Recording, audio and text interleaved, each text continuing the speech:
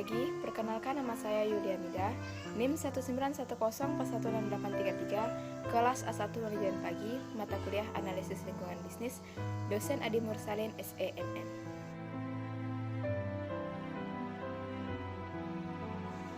Bab 5, Manajemen Krisis. Krisis terjadi bahkan pada perusahaan yang mengambil tindakan untuk menghindarinya.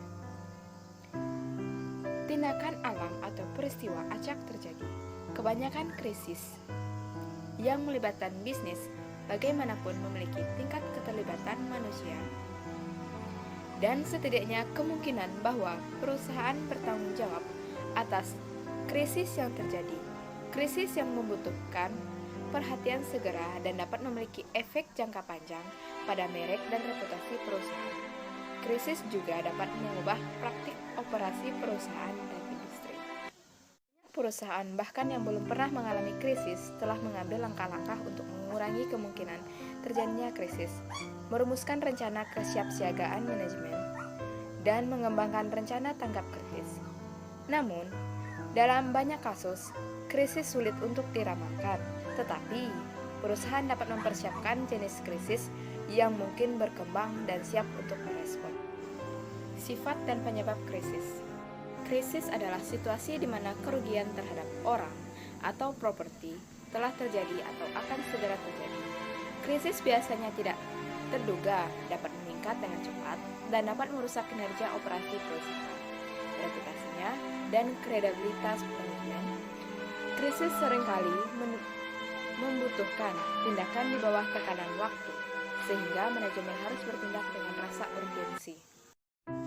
Krisis dapat menarik perhatian media atau aktor politik swasta. Yang pertama, Exxon Valdez, yang kedua, Societe Generale, yang ketiga, Goldman Sachs, yang keempat, BP, yang kelima, BP di Teluk Meksiko. Pola dari pengembangan krisis. Tahap pertama dalam siklus hidup krisis adalah identifikasi. Krisis dapat diakibatkan dari satu peristiwa atau dari serangkaian perkembangan seiring waktu.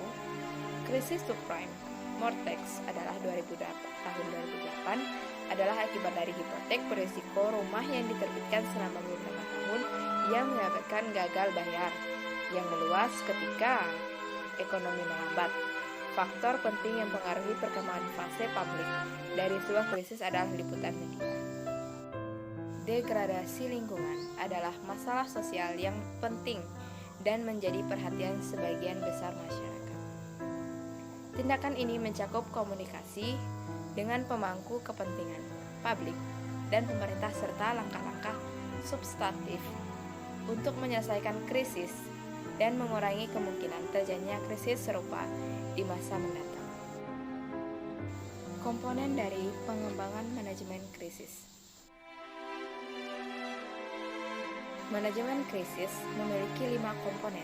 Yang pertama, penghindaran, yang kedua, kesiapan, yang ketiga, analisis dan penyebab, yang keempat, respons, dan yang kelima, resolusi.